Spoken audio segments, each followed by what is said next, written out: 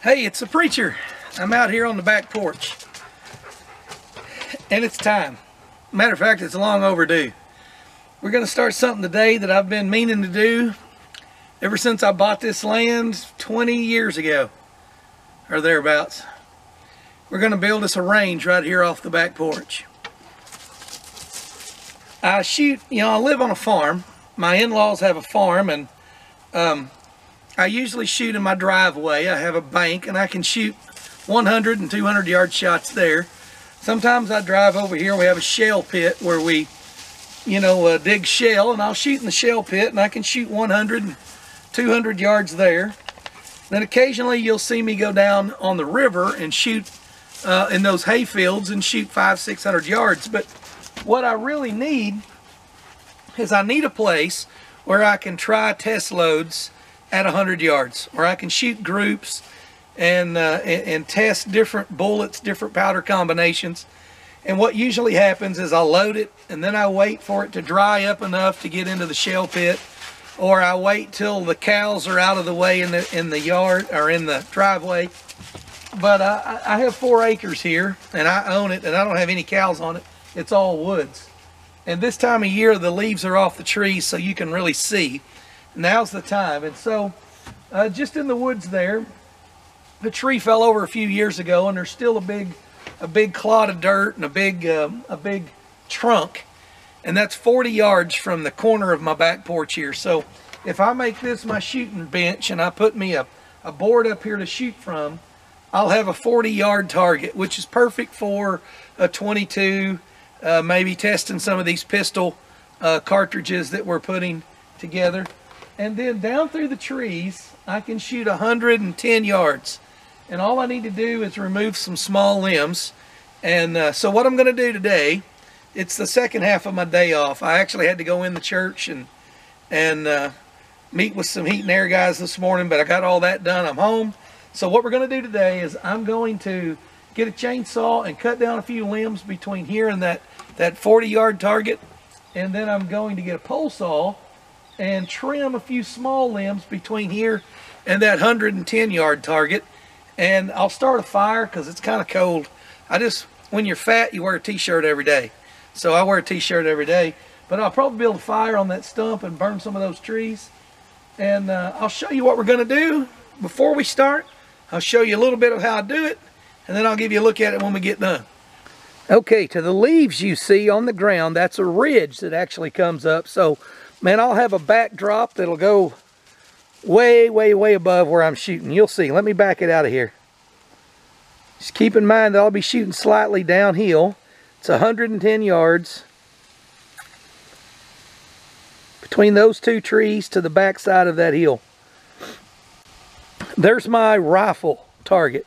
Now let me spin you around and show you the 40-yard target. Just on the other side of my dog, you can see a stump there. That elm tree that's in between us and it is gonna go. It's just gonna take some loppers, a chainsaw, and a little bit of elbow grease. So let's get started.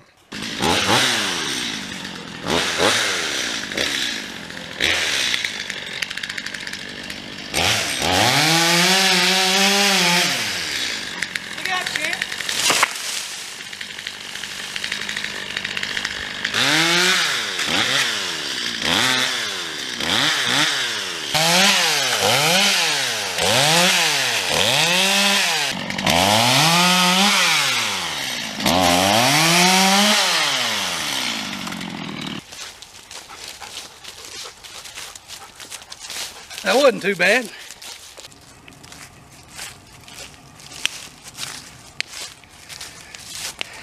I've been dragging all this brush up, and I know it's a little too green to burn today, but I'm going to get some of it burnt. I'll burn the rest later.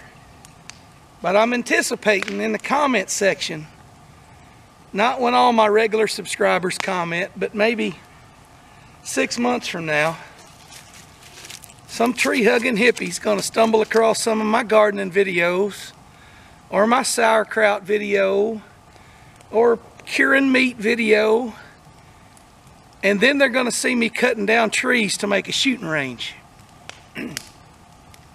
Oh, please don't cut down the trees. Have you looked around my place? I've got trees in every direction. I don't want to cut down all the trees. But the trees I cut down are elm trees. They don't produce any nuts. They don't produce any berries. They don't feed wildlife. They don't make shade. They carry disease. And most importantly, they're on my property, and I live in America, and I can do what I want with it. So if you don't like me cutting down trees, why don't you go to a country and become the dictator and tell everybody else what to do? Till then, enjoy the rest of my shooting range video. Okay, as you can see, my fire's burnt down pretty good. I've trimmed up all the limbs hanging off the edge, thrown them back on a couple times.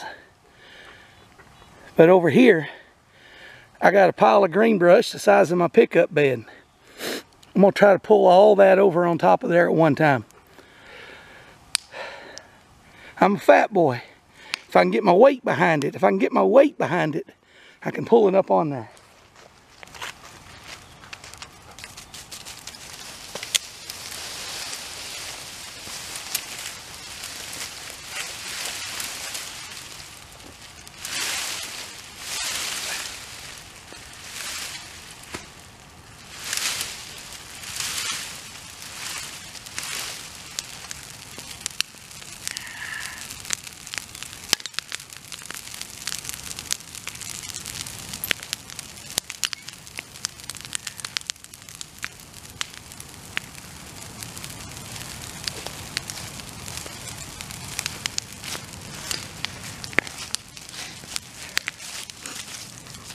I should have done this years ago. Years ago.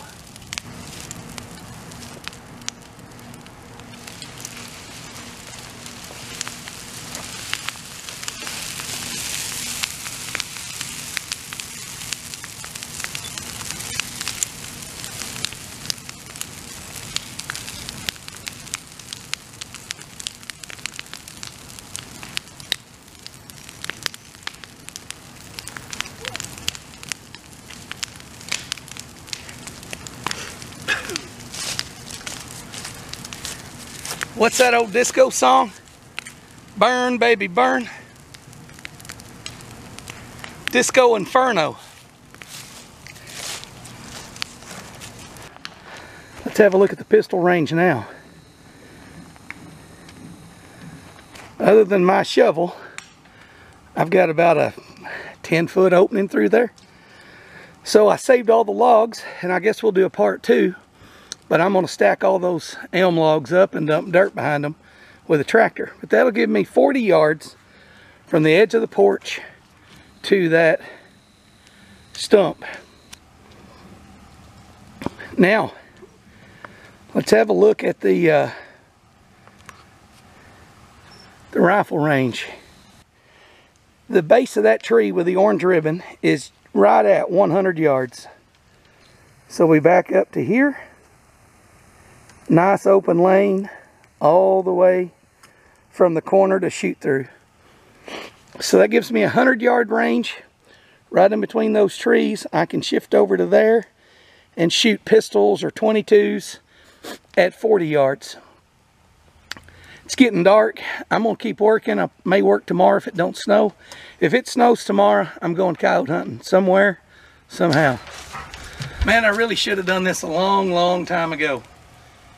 I just kept putting it off, and it wasn't too bad to drive out in the driveway. It wasn't too bad to run down to the shell pit, but it'll be real easy to walk out of the bench with some fresh loads, step right out on the porch, shoot them, look at them through a spot and scope, tell immediately if they're going to work or not. So instead of loading up some powders and some different charges and getting out there and shooting 4-inch groups with it, this is going to save me a lot of headache. And anyways, you see what I did today? I mainly got the lanes opened up. I burned a bunch of brush. I cut stuff that really wasn't in the way. It just made my yard look better, if you call what I got a yard. Anyways, I'll bring you back when I make the pistol target at 40 yards. So thank you guys for watching. And if you're a tree hugger and you've made it this far, there's hope for you. You can come out of this. It's making selective cuts like this that keeps Arkansas from ending up burning like California. So, Learn from people that live in the woods. Cut a few trees. Manage your forest. Thanks for watching.